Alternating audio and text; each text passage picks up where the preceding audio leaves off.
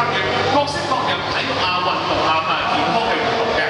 嗱，與會者咧就將會有機會參加超過20項嘅運動，形式咧就包括比賽啦活動工作坊啦、示範同埋職場體驗，超過2200名嘅運動員啦同幾百個健康同埋健身品牌咧將會出席活動，大家可以見到啦會場我哋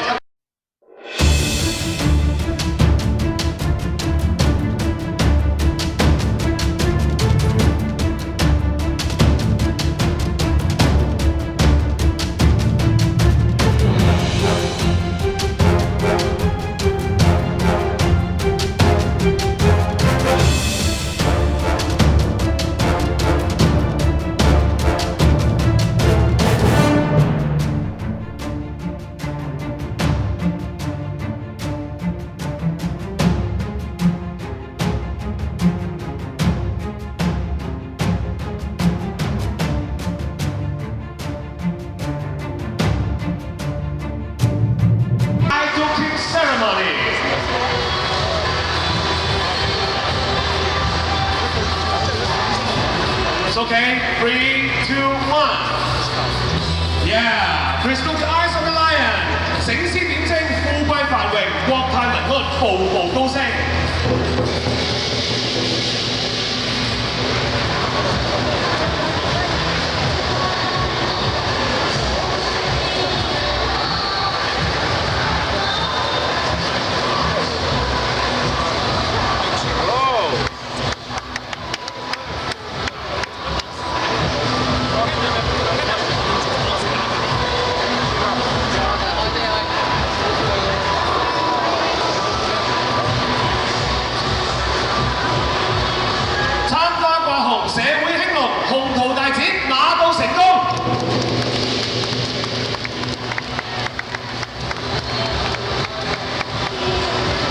Thank you, gentlemen. Please be seated.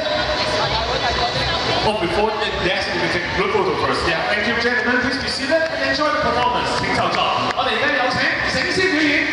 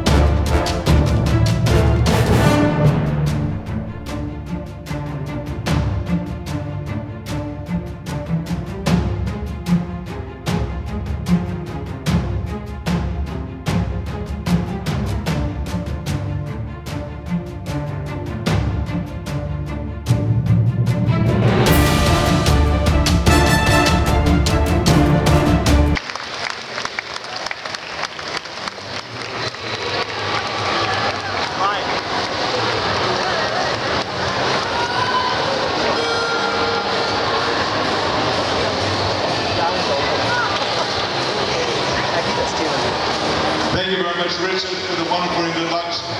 And this is really so exciting for me and for the Arnold Asia.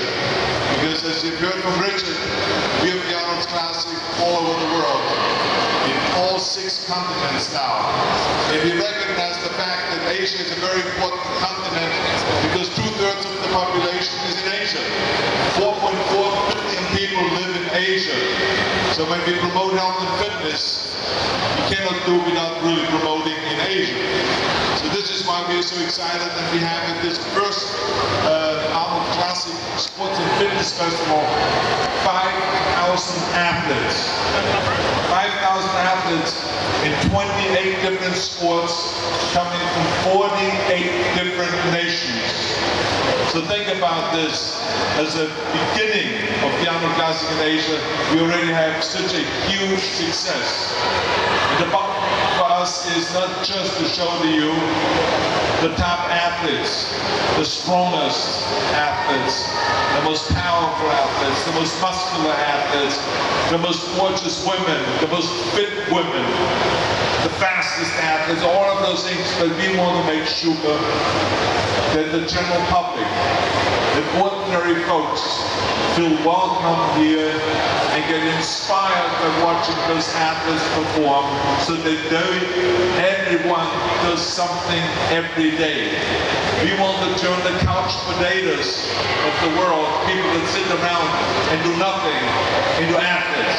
We want everyone to do exercise, everyone to do fitness, and everyone to get in shape. Because this is what the Arnold Fitness Crusade is all about, is to inspire people to get healthy and to get fit, and to exercise every single day. So this is our mission. We are very happy to be here. And of course, I want to say thank you to Richard, who has been our partner here, who has really taken on this great responsibility and has done an extraordinary job. Let's give a big hand to Richard for his great leadership. Thank you very much. Thank you.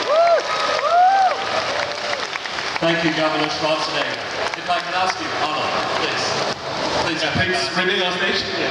We have a very special moment that we didn't want to advance. But because we have all of the Arnold Classic international partners here, the whole family of Arnold Classic, we'd like to invite you all to come on stage.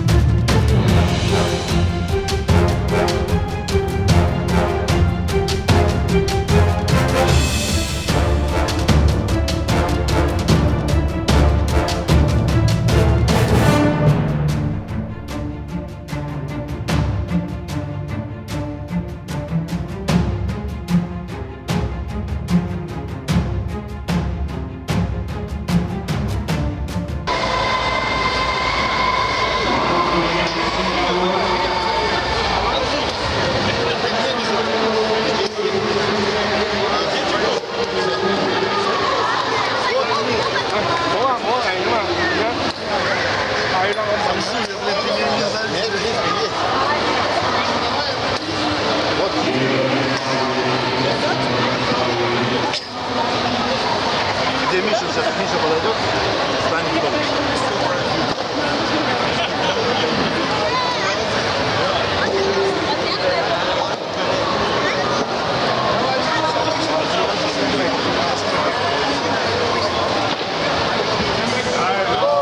Да, Миша, молодца!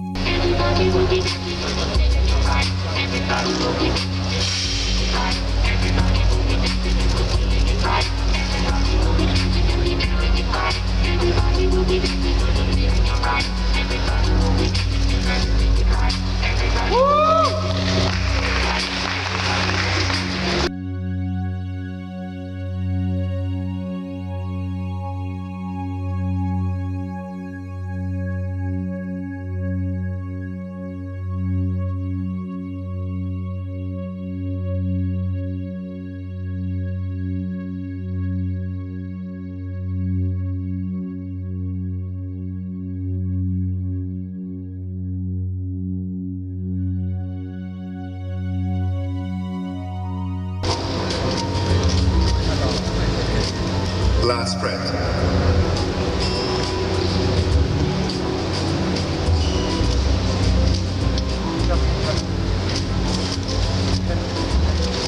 Side tricep.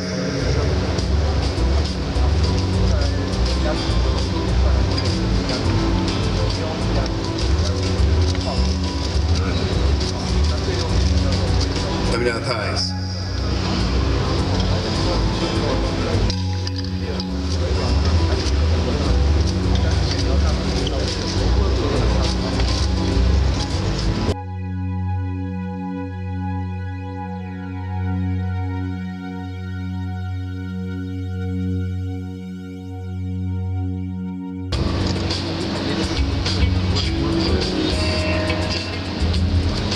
Double bicep.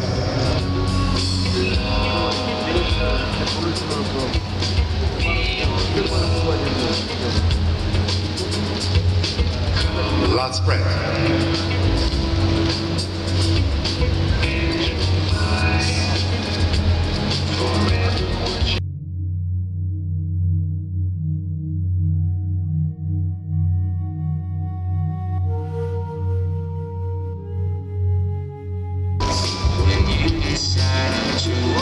Lat spread.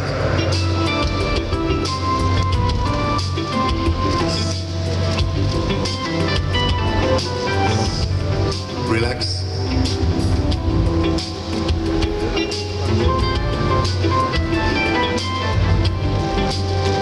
Kevin and Justin switched places.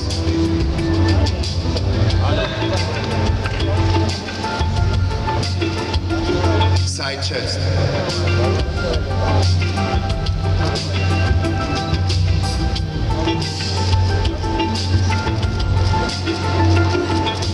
Relax. Back double bicep.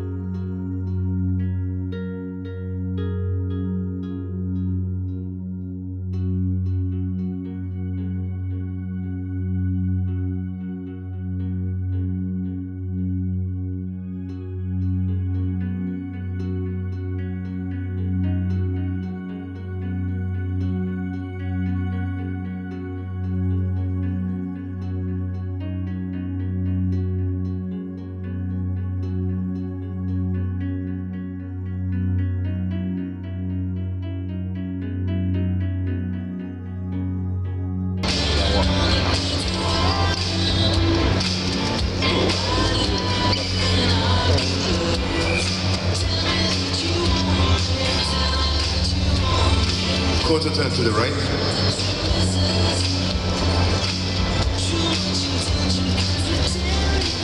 Turn to the rear.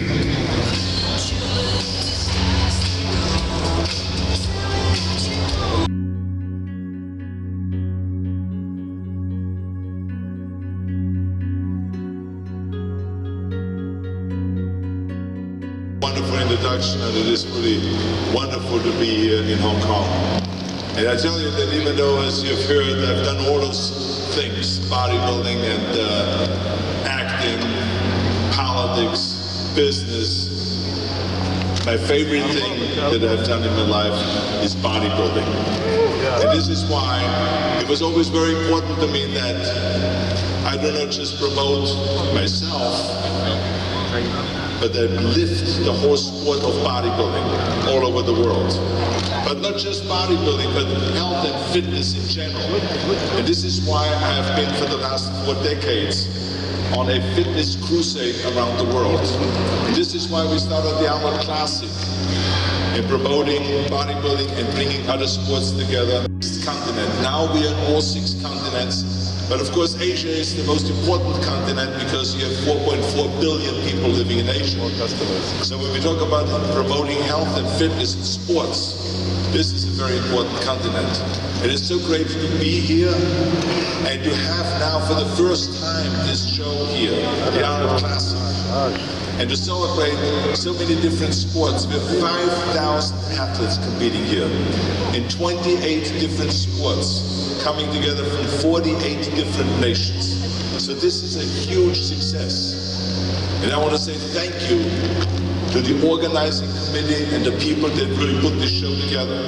I want to say thank you to Rafael Santoya, our president. I want to say thank you to Richard Petty, who has done an extraordinary job in putting such a great team together and have this great public-private partnership here in Hong Kong. And I also want to say thank you to my partners, Jim and Bob Lorimer. So let's give all of them a big, big hand.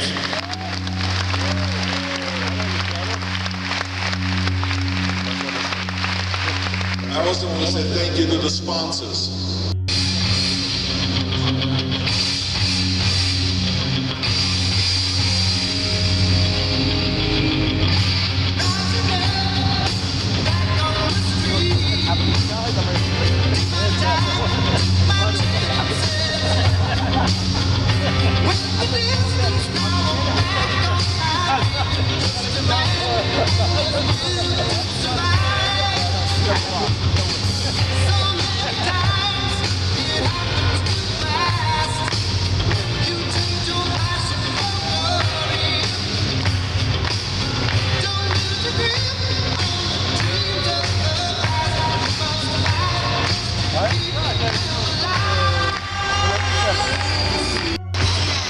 From the United States, Bethany Wagner.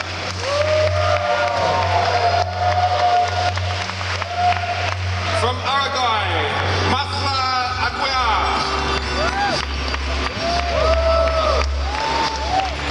From Brazil, Diana Monteiro.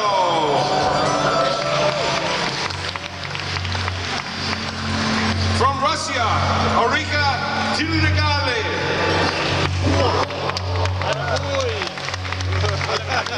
From the United States, Tanji Johnson.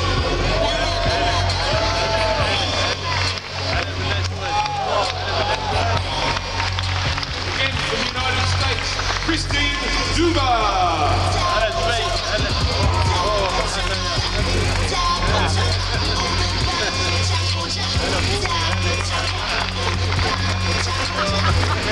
From Germany, Regiane de Silva.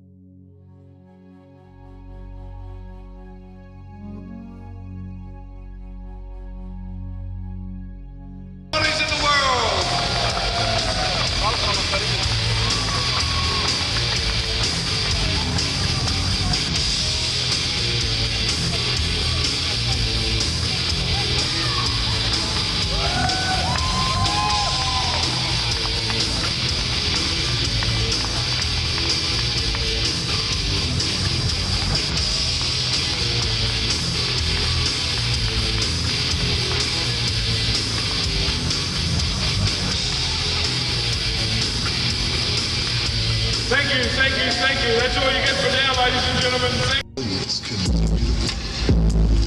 Hey, what's up, y'all? Yeah. Where you on your way to?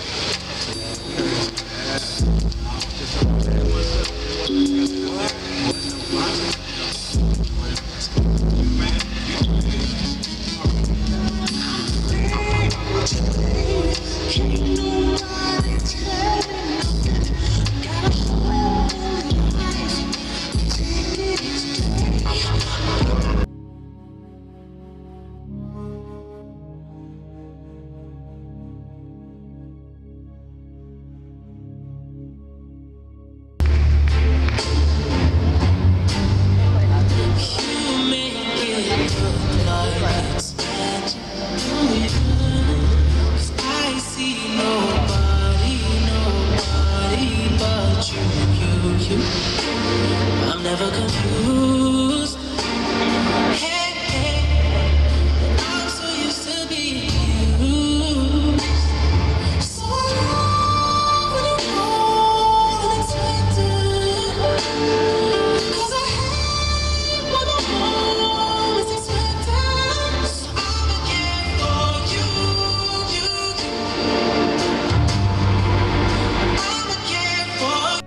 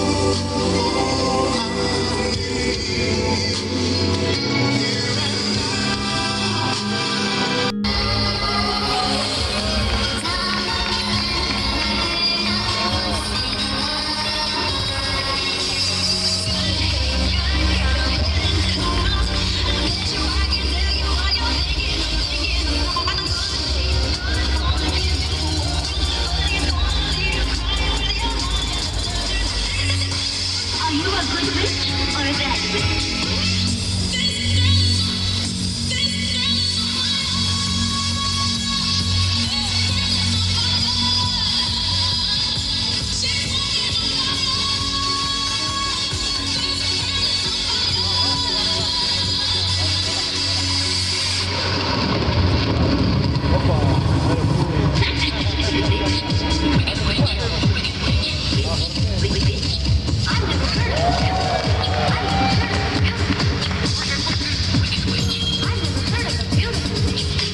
She was dead. Now I believe nothing with eyes.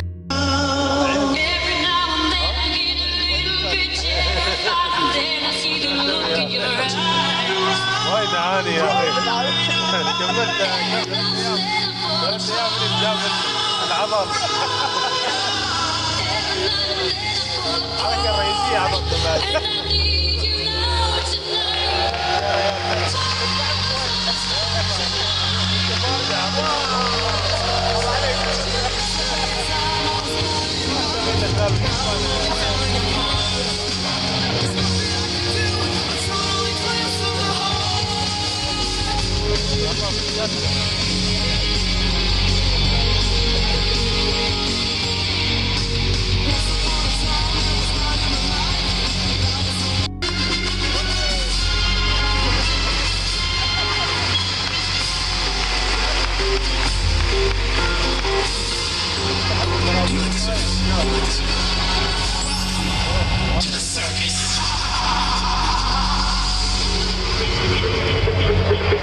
There's only two types of people in the world.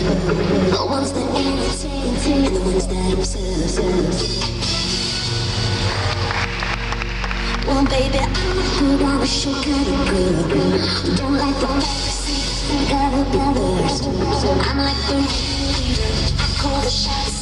I'm like a firecracker, I make it hot, and I put on a show. I feel the adrenaline moving through my veins. Spotlight on me and I'm ready to play. I'm like a performer that dance for me. Hello, my sweetheart. Please don't worry. I'm alive and healthy. We truly believe that everything will be alright. But yesterday, something terrible happened. I think today I'll be taken to the front. Be strong. Take care. Goodbye.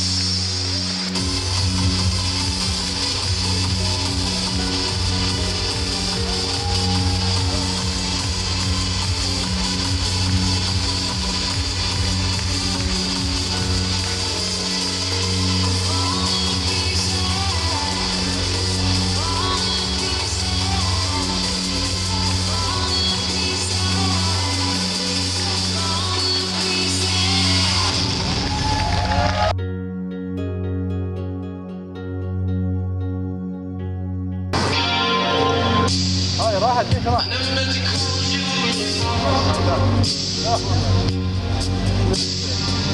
ما تناقض الاخوان.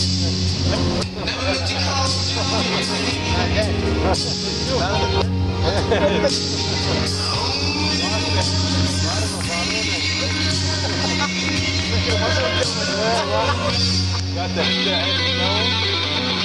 اشوف انا مزعل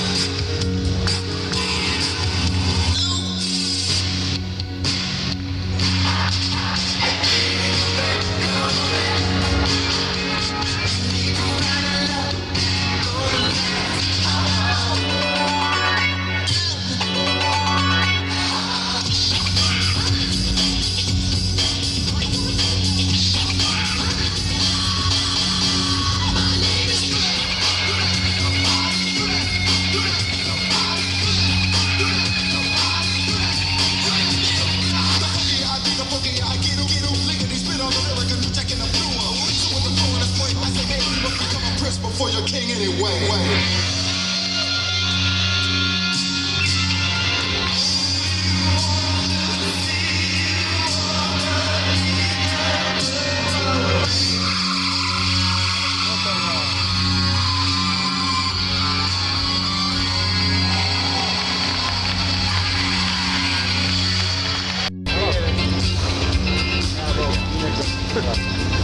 Lat spread.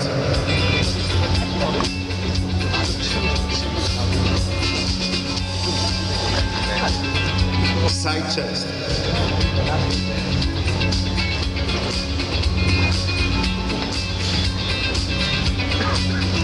Turn to the rear, back double bicep.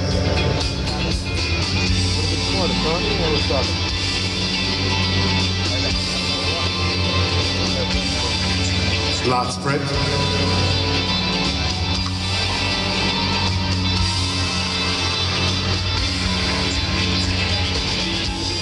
Side tricep.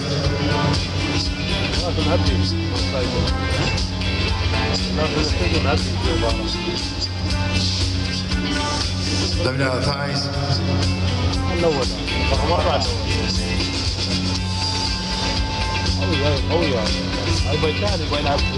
And your favorite most muscular.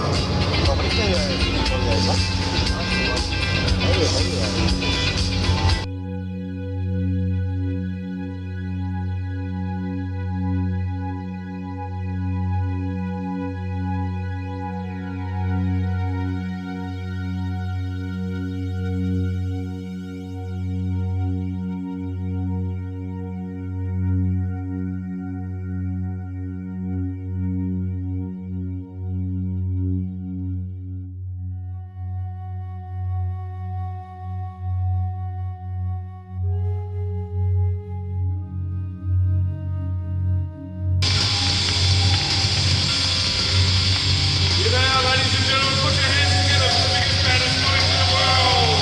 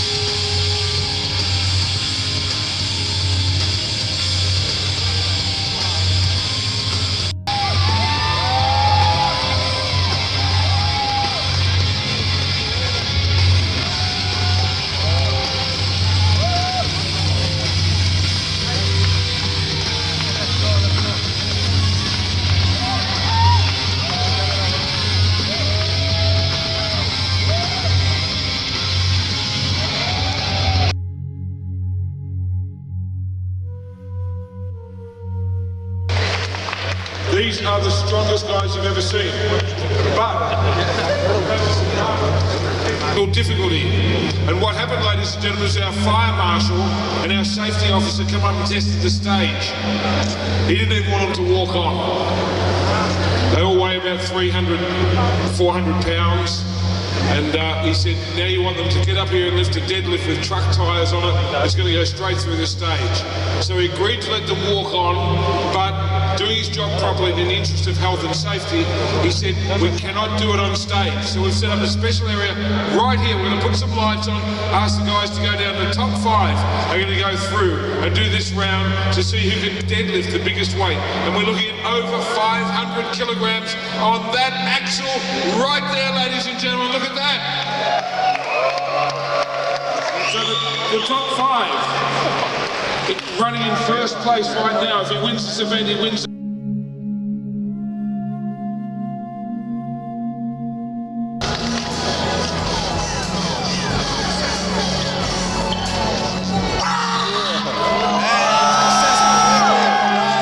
Well done. Go, Martin.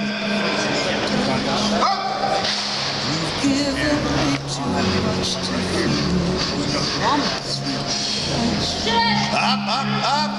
Yes.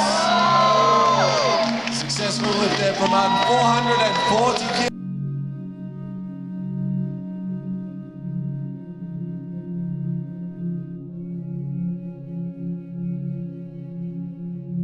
Let's go, Z. Come on. Up. It's off the ground. Keep it up. Come on, let's get it. Yes. Successful lift there from Zadrunas. Very strong. You see, the guys have 60 seconds to lift the weights. Getting himself psyched up. Let's give him some support, guys. Come on. Big power. Come on. Come on,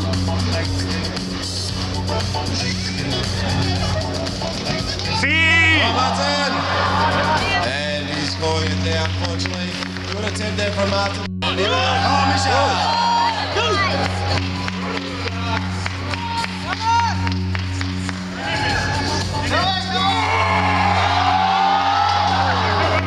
He's still got time on the clock. At 60 seconds. Come on, Misha. And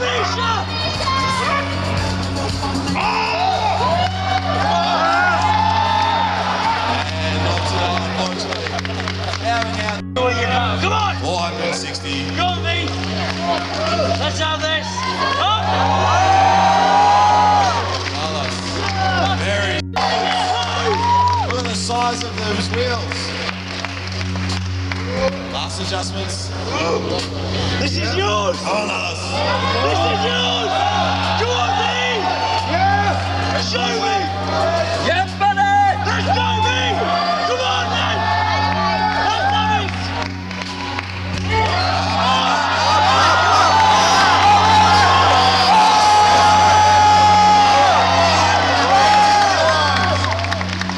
Well done. What a finish to today.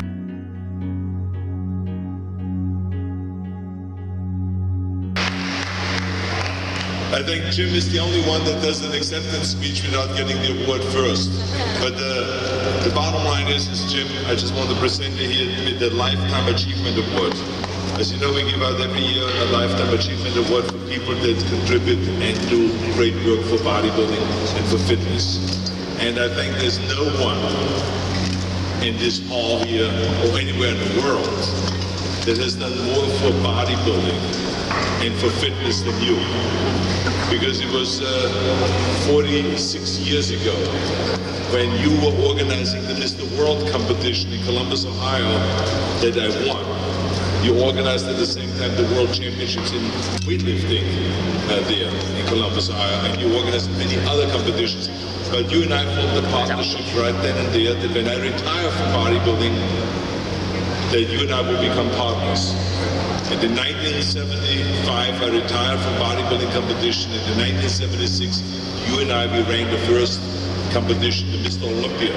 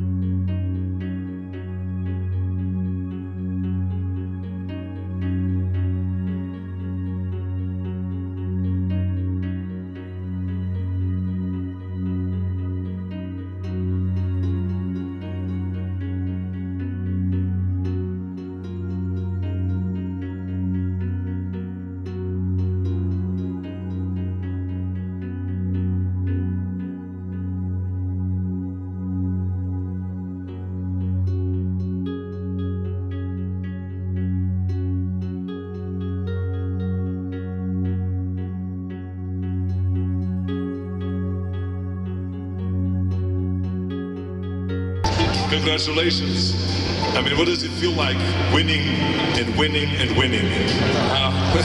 Winning feels good. Keep winning feels even better. So tell me, how much training did you do for this competition? And how much training do you put in general? Because a lot of people always ask me, how is it with the world's strongest man? How much training do they have to do? Training is very important. We train from 5 to 6 days a week. And we do a lot of mobility stuff as well. Sometimes it takes 2 practices a day. 2 practices a day, of how many hours each time? If you do mobility, it takes an hour and a half, and then in the evening you do events, so it's 2 hours. Well, you inspiring all of us. You have tremendous power, and I know also for a small guy, I know you're not small. You look rather large to me. So congratulations, and I hope that you say, "I'll be back. I'll be back." Thank you very much.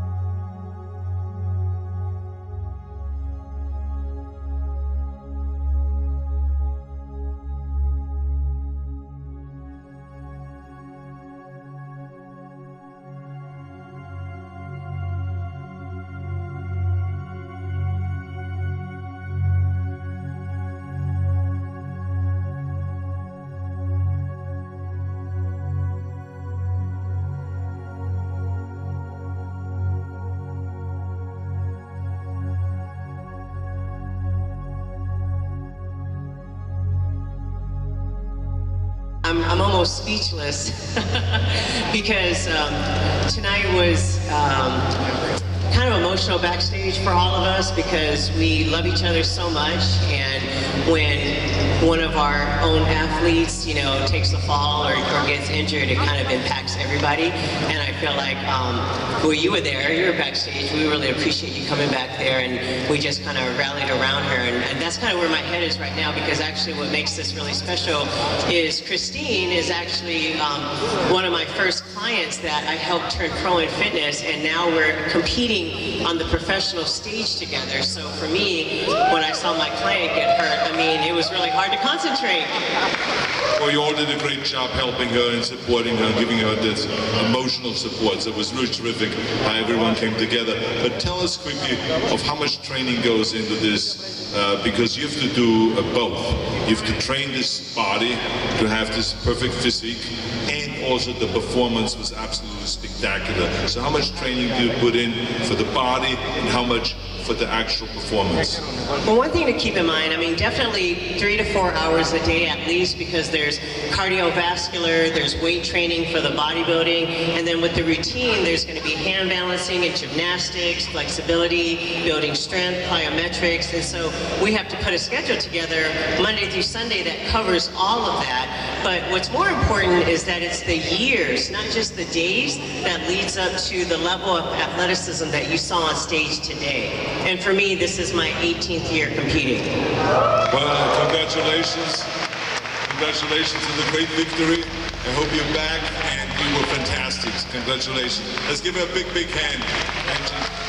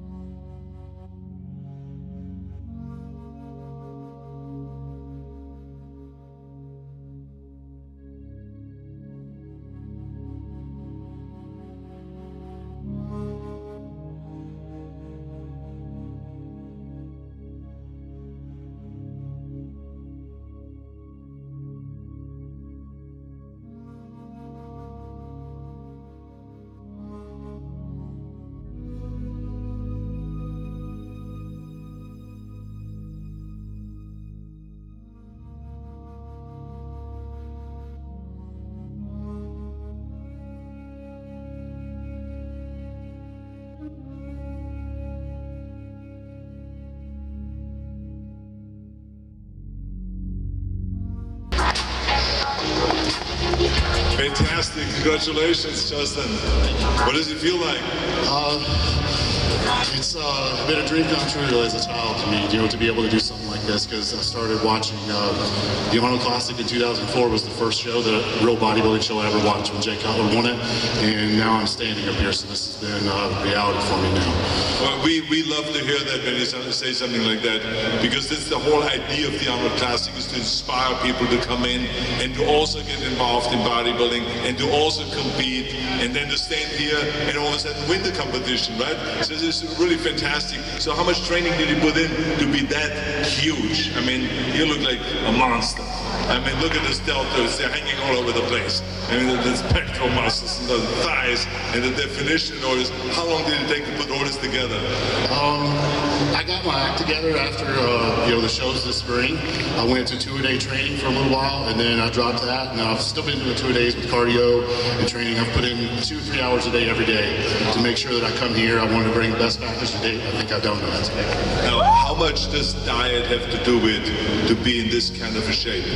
100%. I mean, if you're cheating on your diet, you're going to fail. You're setting yourself up for failure. Very nice. And how much posing? How much did you practice posing? A lot more than I have in the past. That's because, you had stressed it. And at first, I really didn't like the idea of it, simply because I wasn't a good poser. And then I was like, well, I'm going to take that and use it as good criticism. I'm going to learn how to do this and try to bring back, what the guys used to present, the 80s and 90s. I realize I'm not the best poser, but, I'm trying to make sure that each time that I come out, I put on a little bit better show, and I continue to improve with that. So I probably pose my mandatories 20 to 30 minutes a day, and my routine, I focus on that the last 4 to 6 weeks of the show. Well, congratulations. You look fantastic. Thank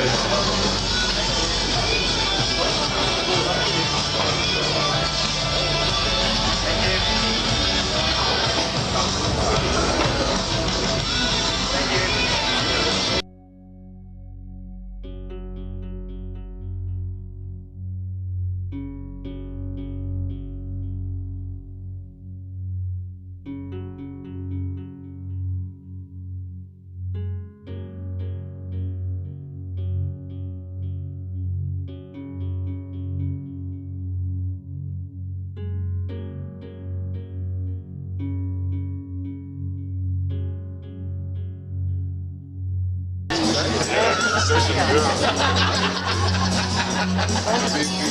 very much. I'm grandma. I'm the grandma of the group.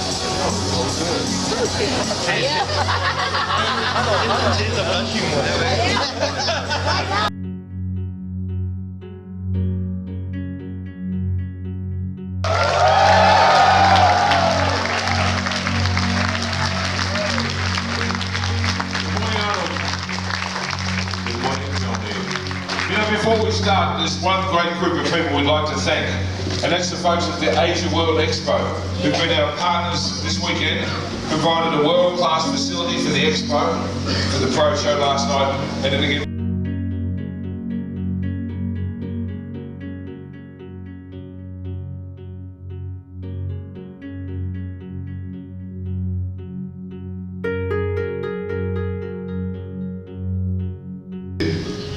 Kind of like they feel like, okay, I'm a big guy.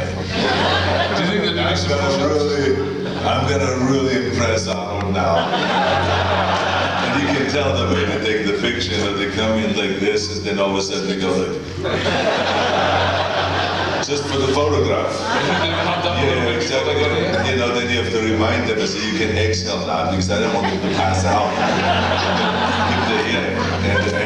But it's what's so fun about those photo sessions, because everyone that comes up has their own personality, and the girls are very sweet, they just kind of hold on to me really tight, which is really great.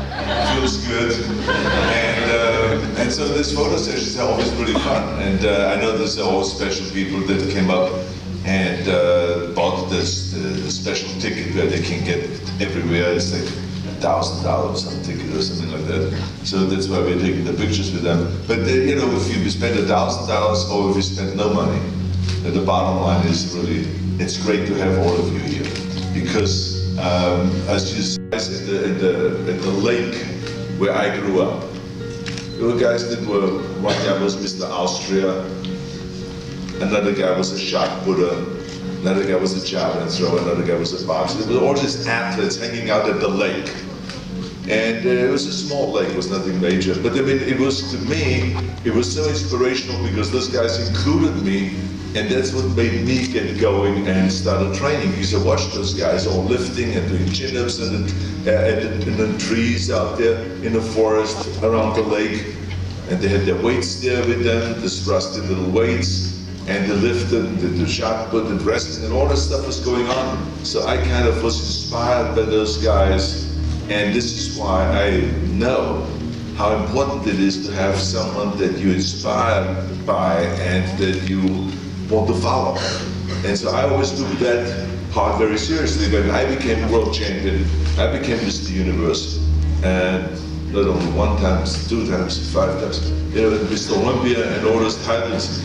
I always felt like, okay, now it's my time to go and inspire others and to travel around the world. And so this is why, even when I went into the movie business, I promoted bodybuilding. As a matter of fact, I wanted to make sure that we get into the movies the muscles, so that people see muscles in the movies like Conan the Barbarian and all those movies, and Commando and Predator and all this, where we have always the shirt ripped off, or for some reason do a shower scene somewhere, so we could rip off our clothes. So it was all designed to go and inspire people. That's what the whole thing was about. And I remember then, as time went on, all of a sudden those bodybuilders got into the movies, and muscle movies or action movies where the hero needed to be muscular became very popular. And then the Van Damme and Stallone and all of those guys started bulking up, building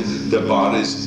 And then there were like, 10 of them running around and doing action movies. And so in the 80s it became really huge. But again, that promoted bodybuilding and that promoted everyone to exercise. And this is really what created this peak. And I think that the peak really began in the 70s, as you and I have talked about it many times, when we did Pumping Iron. Yeah. This was in the mid-70s when I was competing the last time for the Mr. Olympia competition. And when that documentary came out, it became the #1 documentary. And from then on, bodybuilding really took off. The amount of gymnasiums that were built, the amount of magazines that were printed, the amount of food supplements that were created. It really, the whole thing just took off, and it was like this huge kind of rise in bodybuilding. And this is why now, this is still going on. This is why it was so important for us to come over to Asia.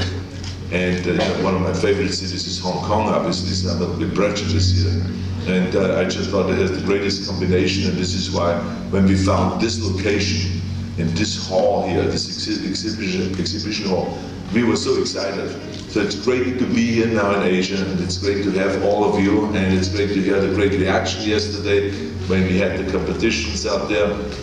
The men's and women's competition, the world's most strongest man competition, and all those things. And to see you all here today so early in the morning. So thank you very much, and I'm very excited to be here.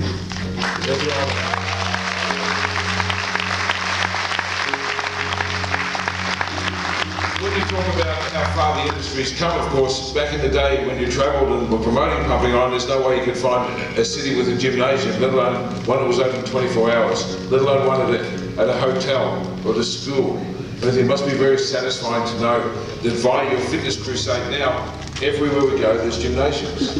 Well, this fitness crusade was not without obstacles.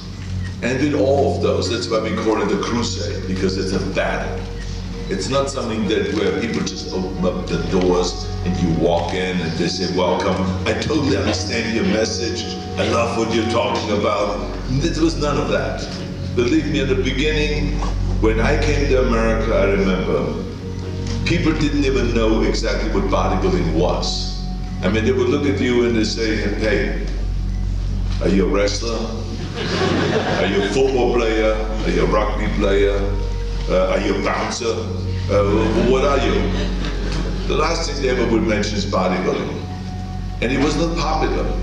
And the reason was because bodybuilders, for some reason or the other, maybe they've read some negative stories about bodybuilding and therefore didn't want to do interviews. Or they were shy and they didn't feel comfortable sitting in front of a television camera. Or they didn't trust a journalist from the LA Times or New York Times or something like that and felt intimidated. Whatever the reasons were, I have no idea. But they just didn't do interviews. So people, I believe very strongly that someone has to fill the bucket. If you don't fill it, if you don't fill it up, someone else will.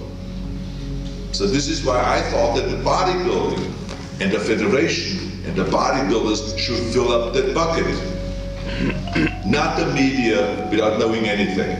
And so what has happened is that it went in the wrong direction and no one really knew what it was. And so when I started promoting bodybuilding, you can imagine at the beginning it was like, no, don't do that, you get muscle bound. It's not good for athletics. You get stiff. You cannot move as well. It would hinder your performance.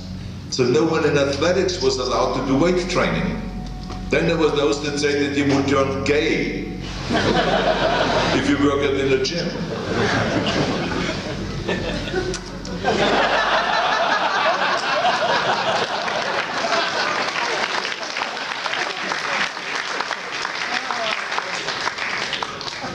And that hurt me. But anyway, others thought that you would become a narcissist, that you start being so in love with yourself because you have to look in the mirror. They didn't understand that ballet dancers are doing their training in front of a mirror, and we in bodybuilding have to do our training in front of a mirror to see if you do the exercise the right way. It had nothing to do with narcissism. So there were all these misconceptions that said don't do it. And the doctors would say that you get a heart attack when you do weight training. That's not healthy. And now roll forward 45 years. Now you have in the hospitals weight resistance zones for rehabilitation after surgery. All of a sudden the doctors are all talking about how great this is. And they themselves are working out in the gym. Now you see in every high school, every university, a weight room, huge gymnasiums. Every military base has huge gymnasiums. Every fire station, every police station, every single hotel. Now you can travel around the world and every single hotel has a weight facility. So imagine what has happened in these last 40 years. So it has been totally accepted. It has been a very successful crusade. So this is where we started from, with absolutely nothing, really. And then we slowly build it up, that it is now this giant thing. And of course, you know, being from Australia, what has happened in Australia alone in this last 30, 40 years. I mean, there were rinky-dink gymnasiums in Australia when I was there in the 70s. Now, you, for instance, your clubs that you have all over Melbourne, I mean, they're giant gymnasiums with the most sophisticated equipment. So no matter where you go today, in the hotel that I'm staying in right now, I can go downstairs to the weight room and I can have a full workout. They have great resistance machines, free weights, everything, life cycles, ellipticals, everything. And no matter where you go, if you go to Africa, if you go to the Middle East, if you go to Asia, if you go to Europe, if you go, no matter where it is, you can find in every hotel room a training place. So this is the kind of changes that we went through. So it's really extraordinary. And I think that you will see even much more in the next 10 years. It's accelerating and more people are getting involved. And this is what the Arnold Expo and Fitness Festival is all about, is to bring different sports together and to say, you don't have to just do weight training, but anything, we just appreciate it, you do anything, get off the couch, get out of the house, and do some exercise, some form of exercise, and participate. It's amazing, Arnold, but you wouldn't take no for an answer. While the other guys wouldn't do interviews, you were knocking down doors to do interviews. I remember as a kid seeing you on television. It was the first time I saw a bodybuilder. And I think a lot of people have followed you because of how much work you did, not just with bodybuilding, but also when you went to promote a movie. You didn't just sit back. Verse.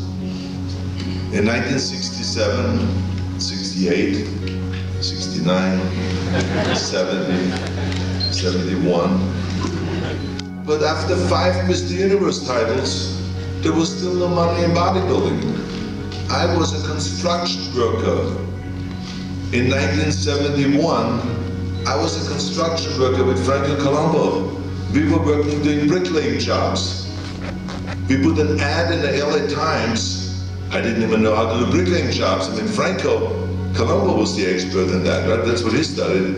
We put an ad in a newspaper, in the LA Times. And they called us because we call ourselves European experts in marble work and in bricklaying and fireplaces and patio building and all this stuff. And so they called us. And luckily, all of a sudden there was a huge earthquake in LA. And they wiped out a lot of the chimneys and walls and everything. So then we got a lot of phone calls and our business was like skyrocketing, it was booming. And Frank and I, we were so busy we even had to hire some of the bodybuilders from the gym to work for us, which was not a good idea because they were lazy bums. They just wanted to lie out in the sun during the day and we were doing the work. But anyway, so this is just to show to you that bodybuilding, I didn't do it for the money. I was passionate about it. It felt great to have muscles. It felt great to compete. It felt great to go to the gym and to be able to squat with 500 pounds and to be a world champion. It had nothing to do with money. Of course, having had a business mind, I said, listen, we got to make bodybuilding like the other sports and make it really acceptable and raise the cash prizes in the competitions and really build the business so that there's a lot of money for future bodybuilders. Maybe not for us, but for future bodybuilders. And it worked. Today, bodybuilding champions make $1 million a year. They make a lot of money from endorsements. They have many times their own products if they have a little bit of business mind. They're going around doing exhibitions, they travel around and they're competing. They're getting money when they win a competition. So there's a lot of money available today in bodybuilding. They get into movies. Look at the amount of bodybuilders now are into acting and doing TV shows and movies and all this stuff. And they're very, very talented. So I'm very proud of how far we have come in this whole thing. But I mean, the bottom line is it doesn't have that much to do with money. The money will always come. But the first and most important thing is you got to be passionate of what you do. And I was always passionate about bodybuilding. I was always passionate about acting. It's so much fun to play a character. It's so much fun to get ready for a character, to really get into it, and to work with great directors and with great producers and great co-stars. And it was also so much fun to then jump over from acting to politics. Because I knew at that point how satisfying it is when you do something for someone else. You know, it's great to do something for yourself, but it feels even better if you do something for someone else. And I just coincidentally got involved with Special Olympics and started becoming a coach and training people that were mentally handicapped, or what they said in the old days, retarded, mentally handicapped. Now we call it intellectually challenged. So whatever you call it, whatever is the politically correct way to say it, but the bottom line is it's for people that needed help. And they needed to be taken out of the institutions and made participate in sports like Special Olympics. And it was wonderful to see the kind of work that was done worldwide. And it made me feel good to go and to train with Special Olympians and to show them the weight training. And I became the international weightlifting coach for them. And to see kids that were afraid of the bar, but then all of a sudden, within no time, they can put the bar on their chest, they were doing bench press. Then you put some extra plates on it, they did some more bench press, and then they asked for more plates. And you could see the improvement and how they gained confidence within a shorter period of time. And you go home at night and you say to yourself, that felt so good. I didn't make $1, but it felt so good training those kids and making them feel confident and learning something new and seeing that great smile on their face. You know, so I knew that public service and reaching out and doing something for other people that need help was a really satisfying thing to do. And the same was also with starting after-school programs. When I recognized in America that we didn't have really a great system. I mean, it was great to see both parents going to work. That women can go and find jobs, get work, that they're fighting for equality and equal chances and equal pay and all of those things. It was also great. But what about the kids? Who is at home in the afternoon? Kids get out of school at 3 o'clock and all of a sudden they're roaming around the streets. They're getting involved in teenage pregnancy, in crime, juvenile crime, alcohol, drugs, gangs, violence, no supervision. Because 70% of the kids come from a home where both of the parents are working. So there's no one home.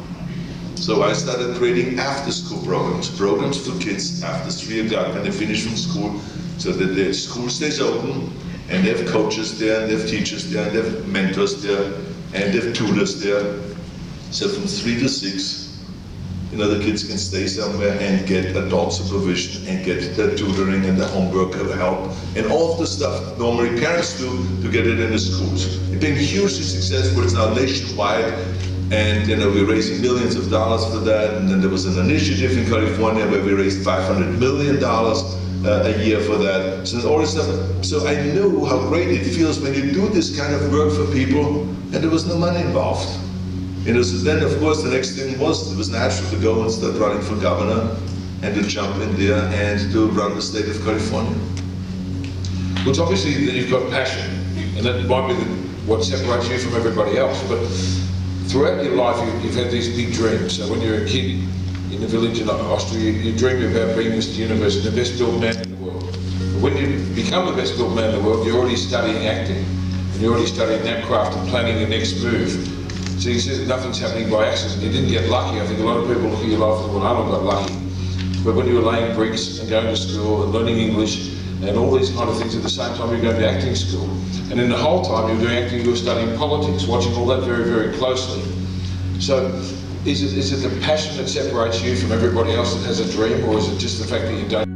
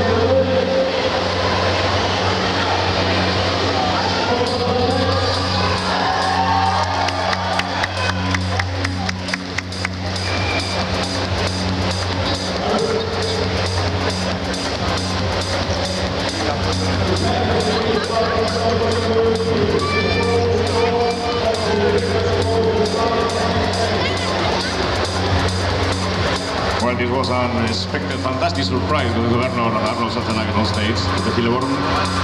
One line, please. Ladies, please, one line in front.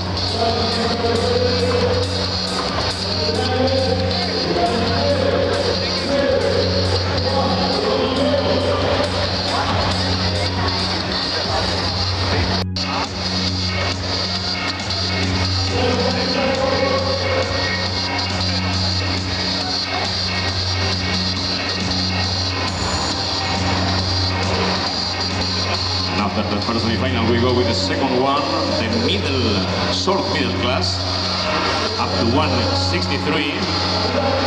Here we were met previously.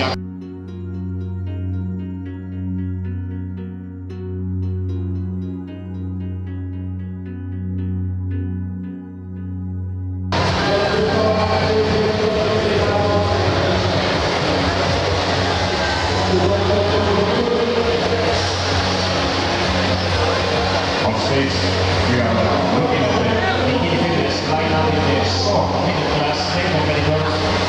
And this is semi-final. Judges are placing